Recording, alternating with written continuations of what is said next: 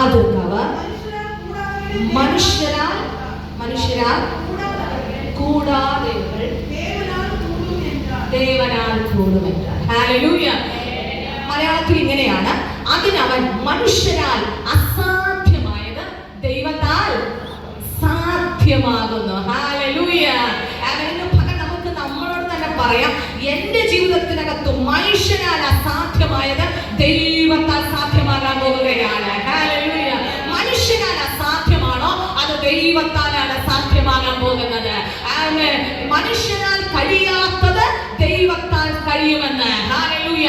മനുഷ്യനാൽ കൂടാത്തത് ദൈവത്താൽ സാധ്യമാകാൻ പോവുകയാണ്. ഇവിടെ ഇരിക്കുന്ന ദൈവമക്കളുടെ ജീവിതത്തിനകത്ത് ഓരോരുത്തരുടെയും ജീവിതം പരിശോധിച്ച നിങ്ങളുടെ എല്ലാവരുടെയും ജീവിതത്തിൽ മനുഷ്യന്റെ സാധ്യതയല്ല വന്നുപെട്ടത്, ദൈവത്തിന്റെ സാധ്യതയാണ് വന്നുപെട്ടത്.